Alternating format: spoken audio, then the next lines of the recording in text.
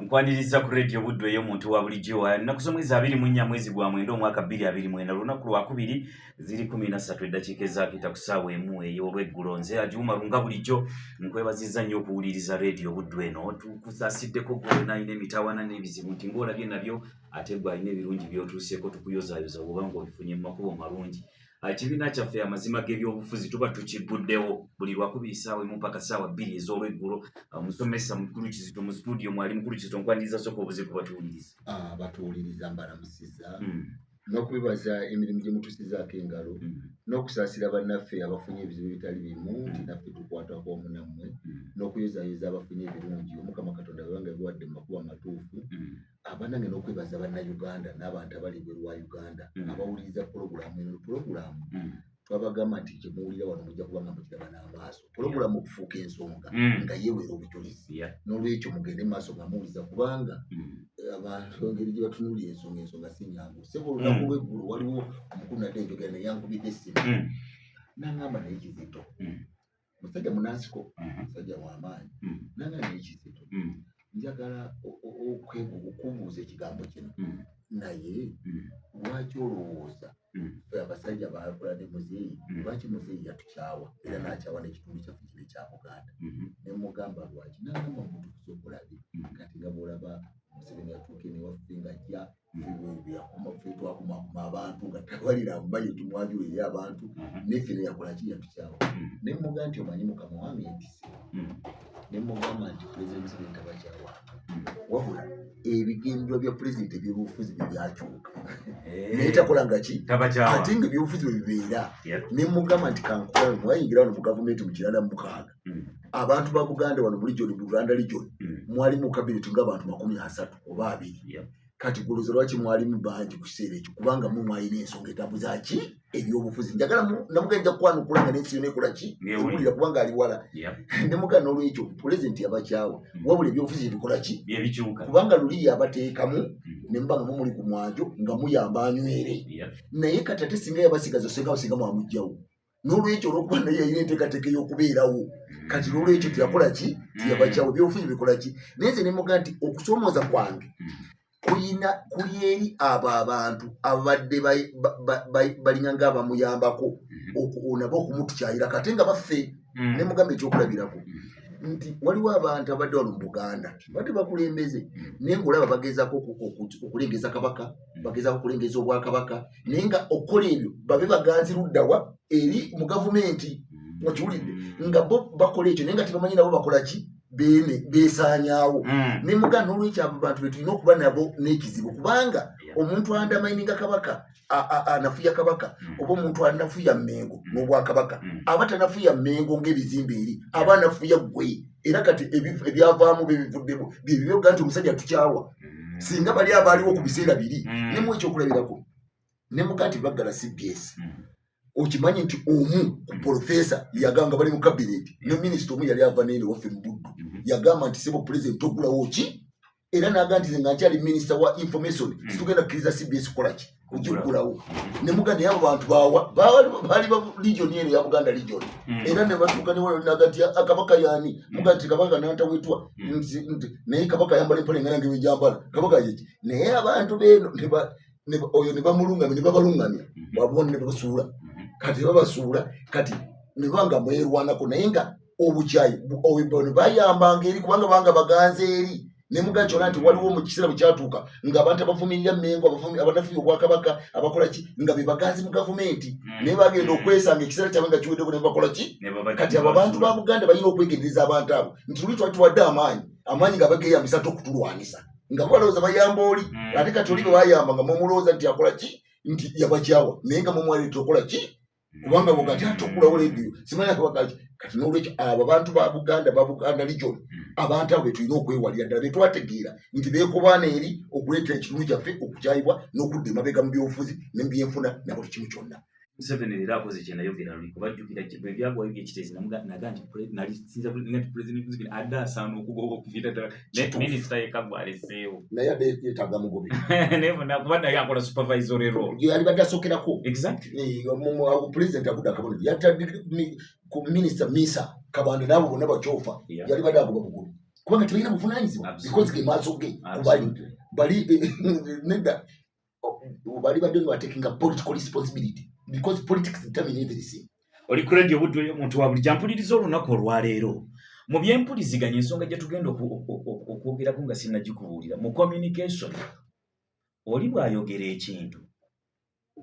nga katugambe ku radio wano wetuli ne twogera ekintu oyinza okubeera eyo n'otokitegeera oba ne kitakunyumira tokitwalanga nti kibadde si kigenderere. Mu communication kiba kigenderere kitya nti tusobola okwogera wano ekintu n'otokitegeera ng'ebyaddala naffe abakyogedde tubadde tukimanyi nti tojja kukitegeera kuba tubadde tetwogera naawe nga naye be tubadde twogera nabo bo bategedde. Oyinza obutakinyumirwa kye twogedde ng'ebyaddala kibadde kigenderere nga tukimanyi nti bye twogedde tebijja kunyumira kuba tebibadde bibyo. Buyinza okuba obubaka bw'olabye ennaku zino abantu bali nnyo ku mitimbagano gino gye tuyita emikwanira wala social media. Oli asobola okuteeka ekintu ku social media n'olowooza nti talina magezi tabitegeera byayogera byawandiise tebiriimu gwe omalanga kufumiitiriza n'oga nti naye erindako omuntu ono byawandiise fine mbisomye mbirabye sibitegedde ba tebinyumidde naye bibadde byange abadde awandiikira nze kati mu background eyo gye nkuwadde ng'ennaku z'omwezi 24 omwezi guno gwe tulimu zaali ssaawa 7:58 ogw'ekiro General Muhoozi CDF alina obubaka bwe yateeka ku mukutu ogwa X ng'agamba nti tagenda kwesimbawo 2026 tagenda kulabikira ku ballot paper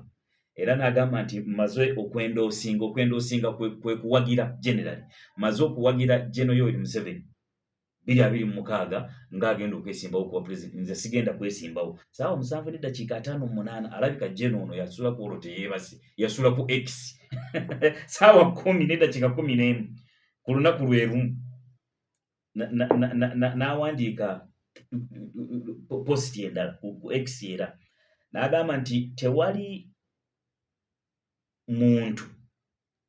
civilian yatali mujaasi yatali mukwata mundu ajja kufuga ggwanga lino erya Uganda oluvannyuma lwa President Museveni. N'agamba nti ab'ebyokwerinda security forces tebasobola kukkiriza. N'agamba nti omukulembeze yenna aliddako ateekeddwa okuba nga mujaasi oba nga mupoliisi. Kakati twagala kukakasa kusinza ku background eri gye nkuwadde. Bangi abalowooza nti ebigambo ebyo omukulu n'ayinza okuba yabyogedde maybe byali byakusana maybe kyayogera takitegeera maybe tali serious naye background eri gye nkuwadde nti gwe olaba obubaka bw'oba tobutegedde sooka obutunule mundu ono abadde agamba baani abadde awandiikira baani ebintu bino. Kati twagala kusima munda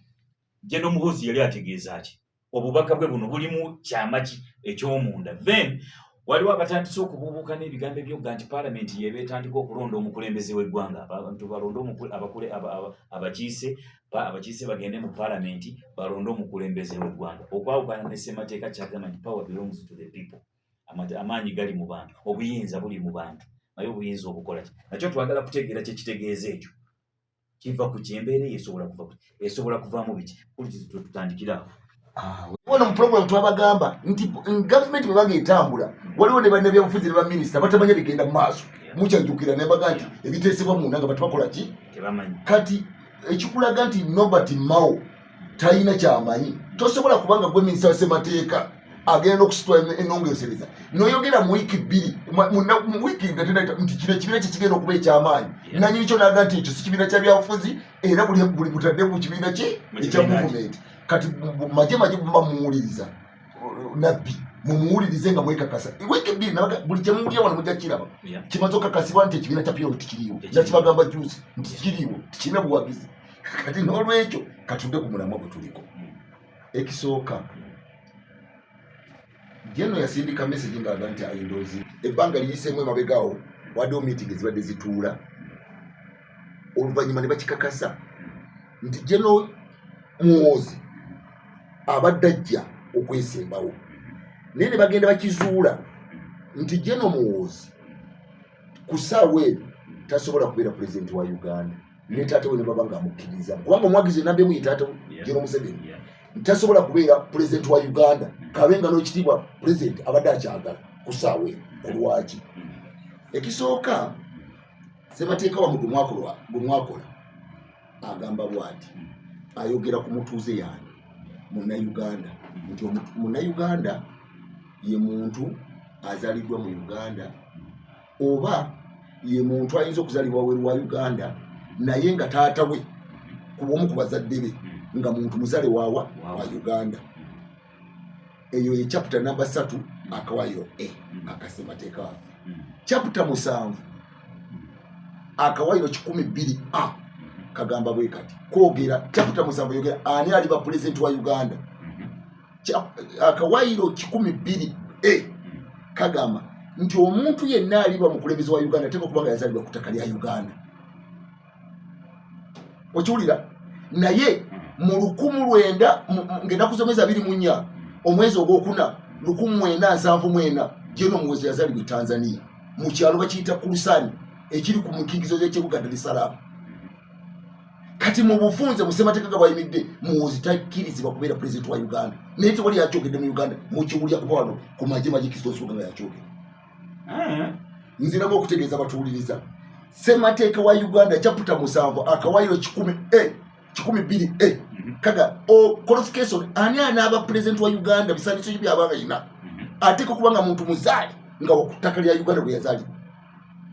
Born on Ugandan soil oba a citizen of Uganda. Ate ko kubanga yazaalibwa ku ttaka lya Uganda. Amanyi sagala okole interpretation yenfu. My friend. Kubibida akawayiro ako kagamba. A citizen or a born. Ate ko kubanga muzaale ku ttaka lya Uganda. Ngwade citizen neka ani citizen ayito kwa tato yazalibwa nga yakuzala wali mu embassy mu America luddawa oli mu Uganda naye walunduze ne citizen by registration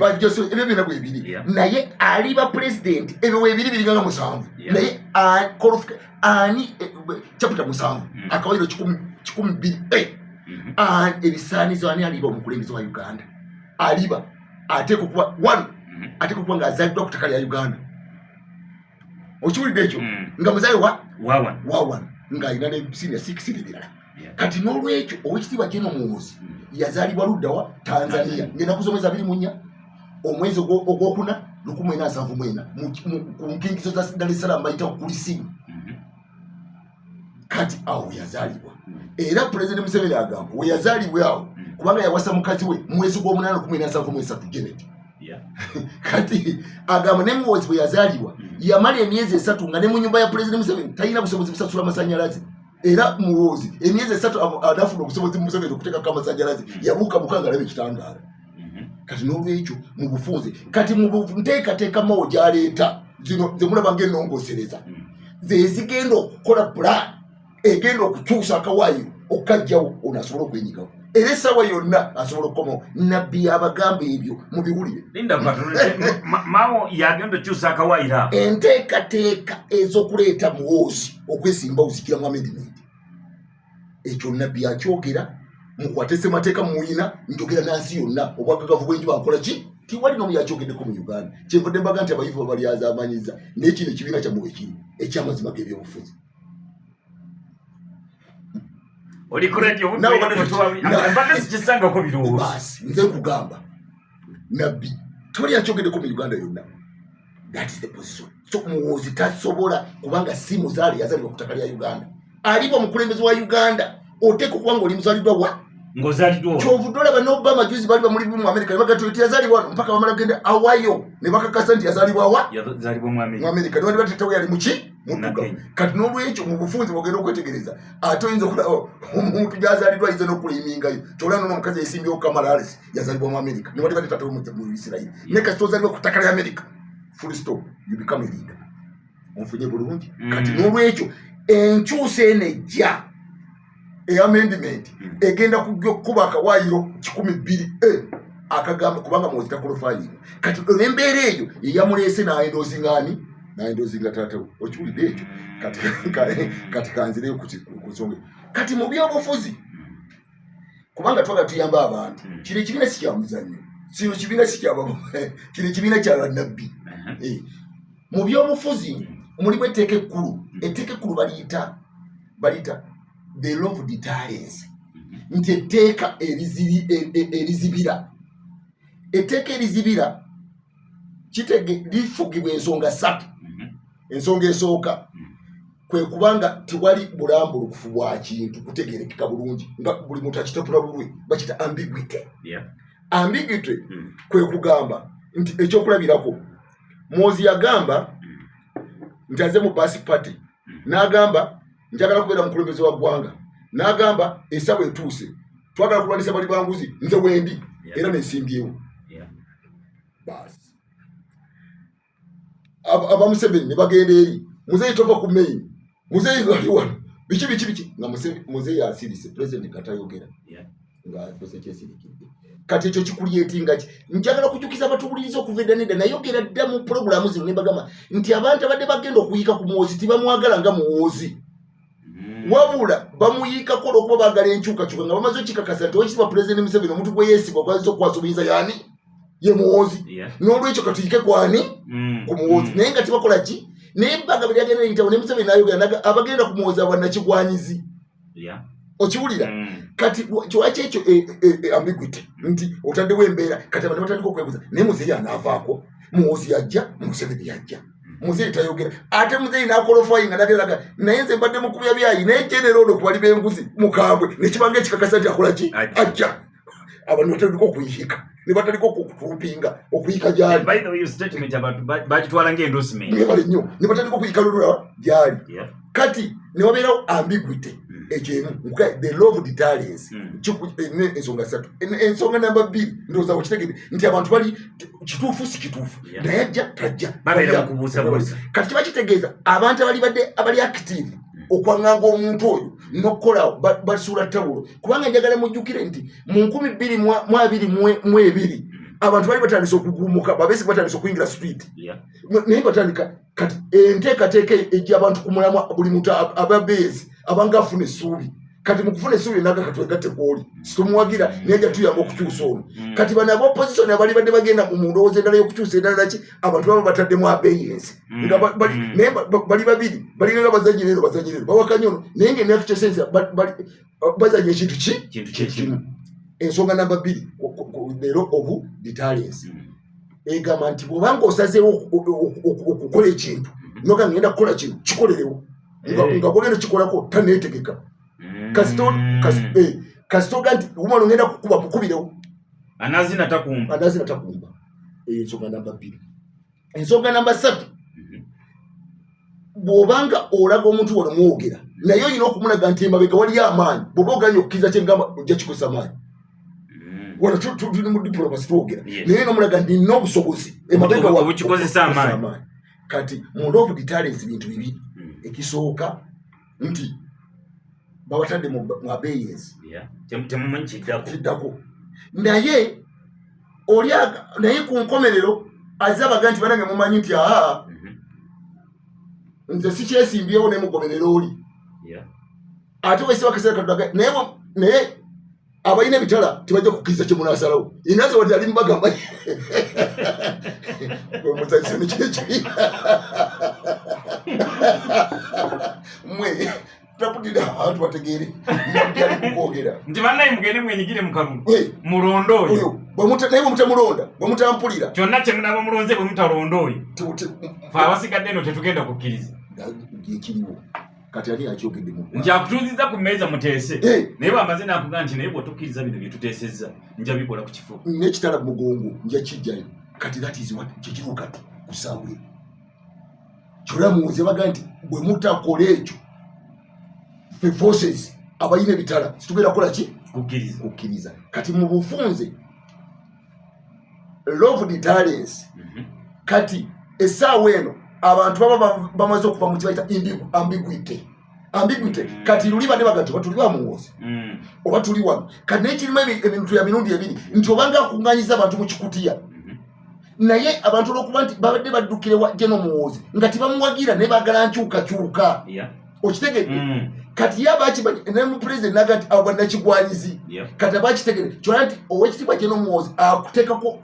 caveat egamba nti bw'otakkiriza kye ŋŋamba okola ki kubanga bano bagamba amanyi tebagenda kuyingira movement bagenza okumugenda mu mugongo ng'eno bakooyeeyo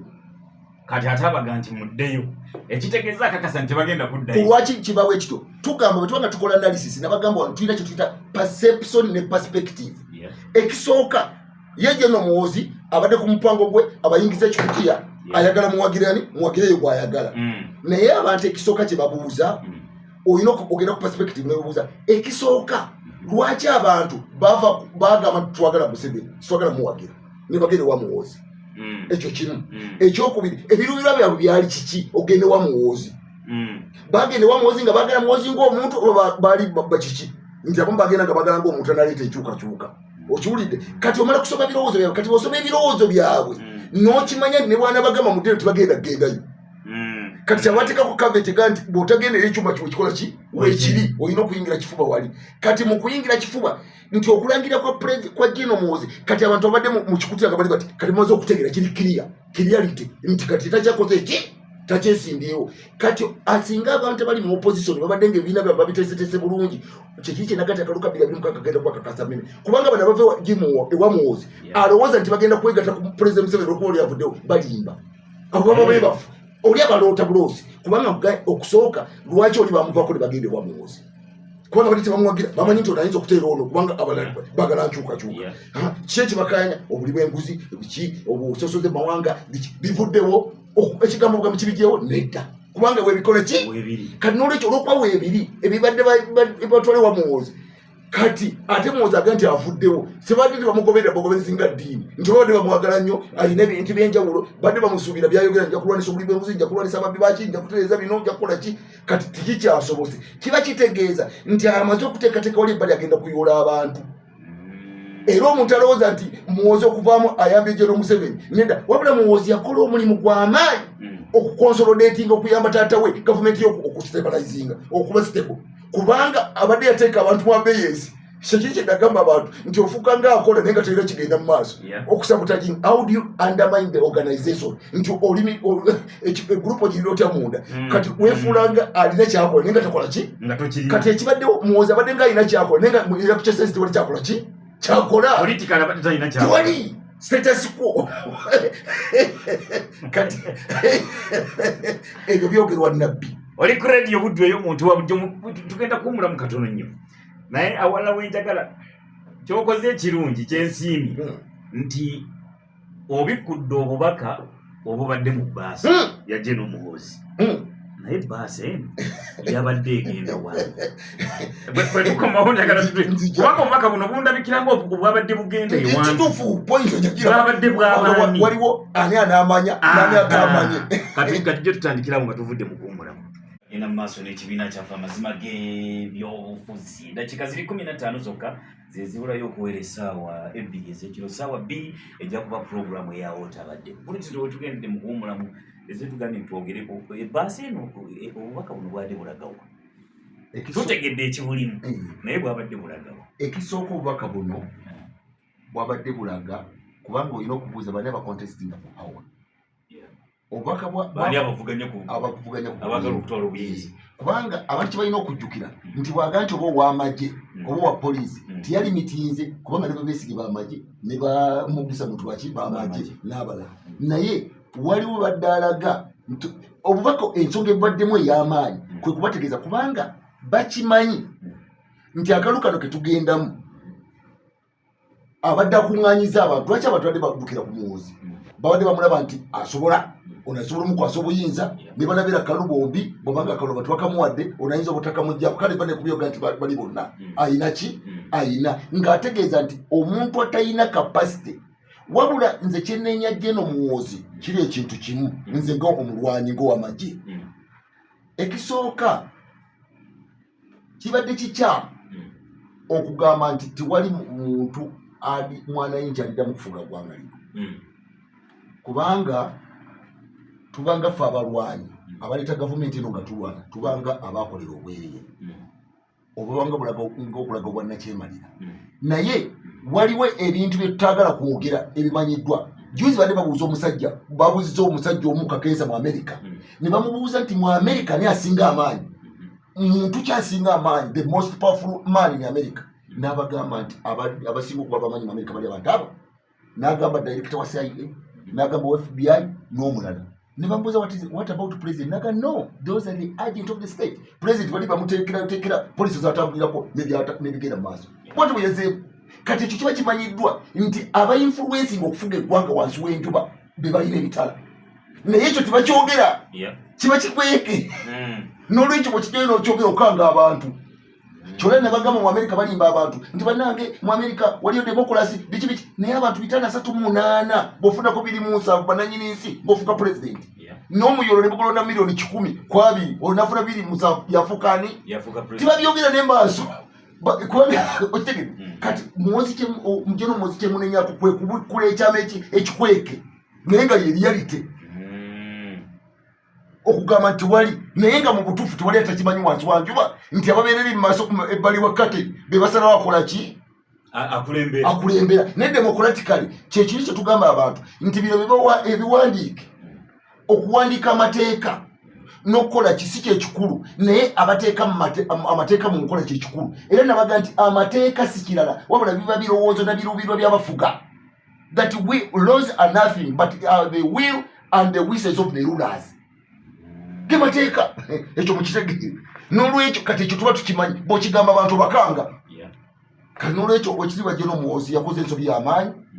era nze munenya nga mulwanyi munne nti kubanga naffe bamagye twava mu magye era tujje no mubana ekyo kusaba akalu kati bana ekyo bakodde kati tuba forcing naye ekyo tukijjako kumanya kwanjawulo kye kituleeta okusomesa abantu oluusi ebimu ku biri emabega wakati ensi etalabika kubanga ensi bw'ogibulira ebimu waliwo ensi byetayagala kumanya ebiyinza okukanga ensi kubanga omuntu omulyomi w'ensi eno leka kumuwa ntandikwa kubanga omuntu anajja okutusekeetera abanoonya omuwaato wayingirira kati bw'okola such a statement oba wadde omulaba akadaala akenyigawo nti ono bano badakyemalira kwazimbira so n'olwekyo ebigambo ebimu mu bipime naye kati nze njagala okutegeeza bannayuganda ng'omulwanyi ate ng'atwala abalwanyi mu Greater Masaka eyo statement ya Mwozi si ntuufu si gye twalwanirira teri mu ssemateeka ebiraddala ebiramu mboozi naye nga kyategeeza kitegeeza naye nga si kituufu kubanga nze nina okumwanukula abali mu magye tebasobola kumwanukula naye kati nze mwanukula nga ki ng'omulwanyi eyalwana netuteekawo wooda eno. What I'm meaning is this. Kati kyenjagala okugamba nabagamba wano nti ssemateeka erina ebintu bibiri. Ssemateeka ey'abantu eragira gavumenti kyerina okukola n'ekyetalina kukola. That a constitution of citizenry constitution, it dictates to the government what it can do and what it cannot do to the government. But a constitution which is made by the government, it tells the citizenry what the citizens are expecting from that government, what they are supposed to do and what they are not supposed to do. Nti ssemateeka owa government abulira abantu biki banaafuna bebasuubirwamu n'ebiringa ng'ebyo. Naye ssemateeka ow'abantu ayogera abantu kye bagamba gavumenti kyetalina okukola nekyekola. Kati n'olwekyo ebyo mbimanyi at the back of my mind. Naye olw'okuba nti ssemateeka waffe owa 9 abantu bakuŋŋaanya ebirowoozo newandibadde agenza bomoka olekamu the semblance. Naye the reality nti mbagambye nti amateeka si kirala wabula amateeka biruubirirwa na bigendwa byabafuga. Kyenva nabagamba nti olitageezanga kona kugamba nti waliwo separation of power what bitubadde tubisomesa bino abantu bitegeera there is nothing like separation of power kubanga omuntu alina obuyinza separation of power kitegeeza olina obuyinza obukola ekintu n'okigusa. Omuntu alina obuyinza obukola ekintu mu gavumenti nakigusa yali mu executive ono wawali akola ebintu n'asikumira oli ani ateeka mu nkola ye ultimate. Era kyobola nti amateeka gabeera gava mu kabineti nga gavumenti bweyagala okufuga abantu nesindika mu parliament negatereeza. Nabagamba nti kooti z'amateeka wansi w'enjuba kooti z'amateeka zaateekebwa okukwasisa gavumenti kufuga abantu nga gavumenti bweyagala. Ekyo njagala abantu bakitegeere n'abayivu that laws, the courts of law were created to help government in its governance obligations the way our government wants to govern. Kyobula baga nti kooti erina okutaputa amateeka nga bwe gakolebwa parliament. Okiwulira tetaputa amateeka nga bekola ki kati n'olwekyo ebyo byonna tubimanyi those are reality. Naye waliwo bye tukola ki for the prosperity nti waliwo ebintu ebibikibwako ebiba ebikweke kubanga bibanga tibikwekeddwa biyinza okukola ki ago ge mazima gakola ki agakaawo. Naye kati realistically nze munenyeza okubikula ensonga eteeka okuba mu bbaasa ng'agibikulako naye nga yabadde addressinga the political elite abali mu NRM abavuganya ku buyinza mu buyinza naddala mu kodomiyo gwe yadde agamba kubanga ene bodi kalibya askari kubanga mukodo bitasasobola kuyingira maji uteko kwangu ine myaka 2018 kumeka uteko kwangu katali myaka ndoza 5 nga mwezi 3 kati is out zono lwecho yadaga mu mukodo miwe ne ene bodi bogato musirikale mutayingira myezi mukanga yafuza musirikale enchaje na yisimbawo mbulanga yikulitiri isamu abantu ayike tike point katugende ku kano ndoza dakika ntono nyo tukagati ku nsonga ya December yo obubaka bwe ngojje ku kubanti bwade bwina specifically jebulaga mu ba political elite abatali bajasi. How about Wanansi? Isn't this a betrayal of citizens? Nga semateka wabagaga nti power belongs to the people. Olina vena ganti tetujja kukwiriza buyinza bwa Kyenvudenze munenya.